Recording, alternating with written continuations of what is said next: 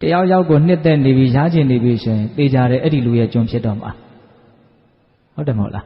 သူ့ကိုသဘောကျနေပြီဆိုရင်တော့အ ਨੇ ဆုံးတော့သူ့စိတ်တိုင်းကြောင့်ဦးဇင်းတို့နေပေးရတော့မှာလေ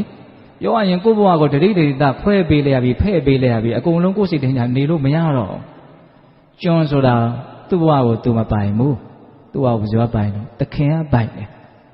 ဟုတ်တယ်မဟုတ်လားရှိခေတ်ကကျွန်နေမှာလေသခင်ကတတ်ခြင်းလဲတတ်လို့ရတယ်ရောင်းခြင်းလဲရောင်းလို့ရတယ်တနေ့ကုန်အစာမကျွေးဘဲနဲ့ပြစ်ထားမယ်ဆိုရင်လည်းပြစ်ထားလို့ရတယ်ကျွန်ဆိုတာသူ့ဘဝသူမပိုင်ဘူးသခင်ကပဲပိုင်တယ်အဲ့တော့လောဘဖြစ်ပြီဆိုရင်အဲ့ဒီလိုကိုယ့်ဘဝကိုကိုမပိုင်တဲ့အနေအထားမျိုးကိုရောက်အောင်လောဘကလှုပ်လိုက်တာဒါကြောင့်လောဘဟာကျွန်ဖြစ်စေတတ်တယ်အဲ့ဒါကိုအပေါ်ယံလေးပြောတာနော်တယောက်ယောက်ကိုမျက်နှိုးနေပြီဆိုရင်အဲ့ဒါဖြစ်တော့မှာတော့သူ့ကျွန်ဖြစ်တော့မယ်ဒါကအပေါ်ယံပြောတာတချို့ခွေးလေးတွေကြောင်လေးတွေချစ်တယ်ဘာဖြစ်တော့ခွေးလေးတွေကြောင်လေးတွေရဲ့ကျွန်ဖြစ်တာနော်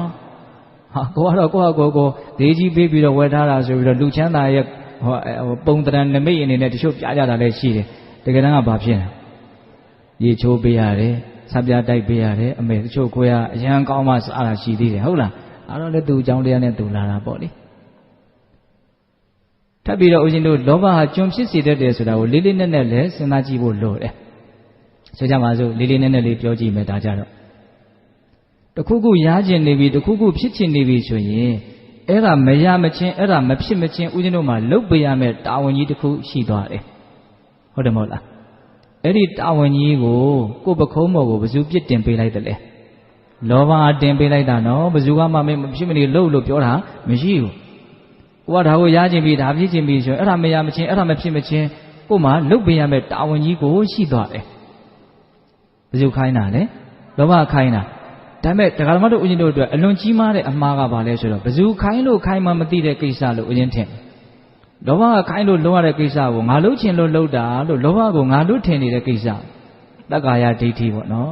ငါလှုပ်ချင်လို့လှုပ်တာလို့ထိုးတော့ငါကငါဆိုတော့အပြစ်တင်လို့လည်းပြစ်တင်ခြင်းစိတ်လည်းမရှိတော့ဘူးလေလောဘကိုငါလှုပ်ထင်နေတာတကယ်တမ်းကလောဘနဲ့ငါနဲ့ကိုသာကွဲပြားမယ်ဆိုလို့ရှိရင်လောဘကိုဦးဇင်းတို့တွေပိုးပြီးတော့စိတ်နာစရာကောင်းလိမ့်မယ်အခုလောဘကိုစိတ်နာကောင်းမှမသိဘူး